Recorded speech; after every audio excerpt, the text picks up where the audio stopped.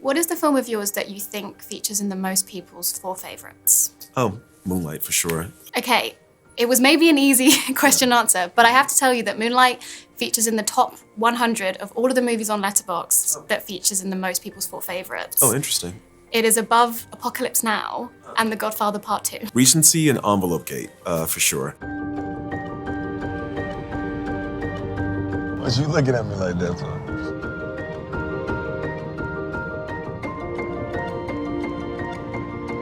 I'm very clear about my work and how fortunate it's been. Moonlight, of course, is more fortunate than any film deserves to be. I say that because I have friends who've made work that I think is, and it's weird, I'm not on Letterboxd because it's hard for me to judge other people's work or my work in a very public way. But I have friends who have made films that I think are just as worthy of all the accolades that Moonlight received, or at the very least the visibility that Moonlight received, that just didn't find themselves in the same set of circumstances. So it's really tricky to hear things like that, but it's just recency, and the fact that, this really loud thing happened at this really fancy award show. There's a specific narrative element of Moonlight that does feel like it's come through to Mufasa, specifically in the way that you have this amazing gift for humanizing and sort of empathizing with characters who I think in other forms of storytelling others may not do as well.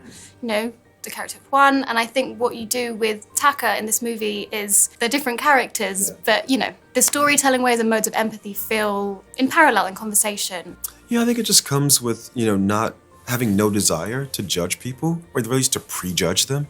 And I think that, especially with these characters, Mufasa and Taka, Mufasa and Scar, in the 1994 film, we're meeting them at a very particular moment in their relationship and in their lives. And it's crazy to talk about these fictional animated characters in this way. We're reading them at a very particular moment, and they represent just purely good and purely evil. I think 1994 was, in some ways, a simpler time. Certainly a simpler time in the stories that we were ingesting. We live in a much more complex world now, and I just don't want to prejudge anyone, any character.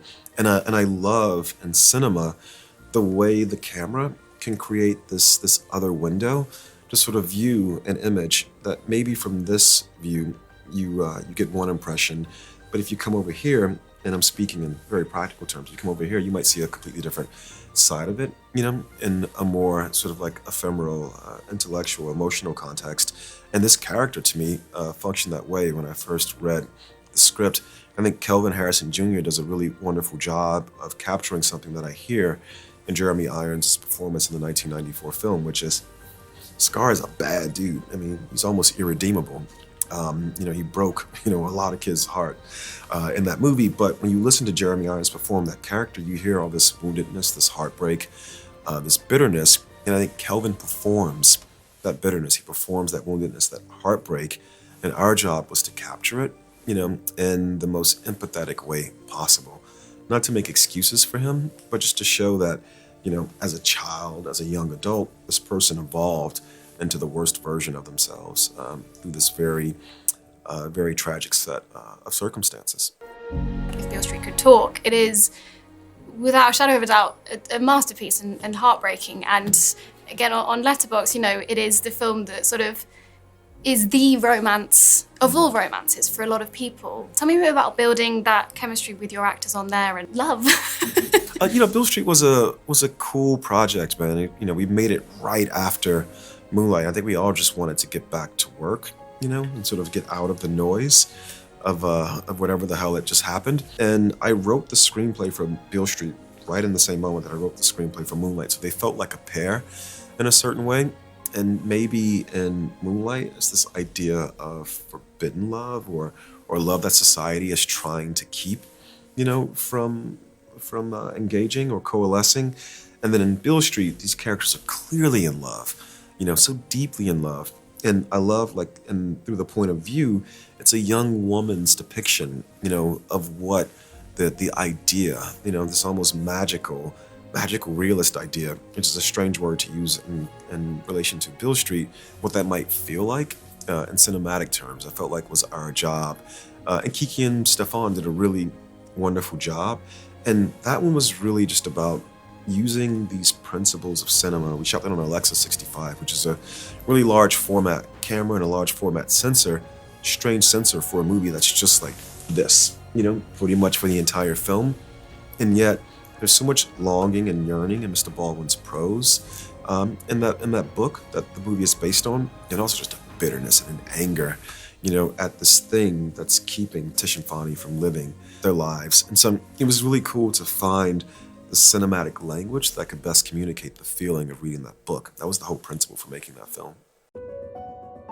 A staggering piece of work and achievement, towering in a lot of different ways.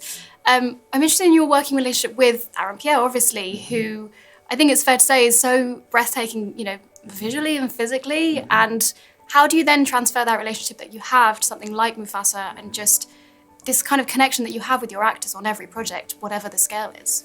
Sometimes you just meet a person or you see a person, and as someone who tells stories with visual imagery and primarily with faces, with presence. I remember I saw Aaron at the Globe Theater performing Othello with Mark Rylance and Andre Holland for the first time, and I just knew that I hate to use these terms, but this person was just this wonderful tool, that was a vessel. Could be a vessel for so many things.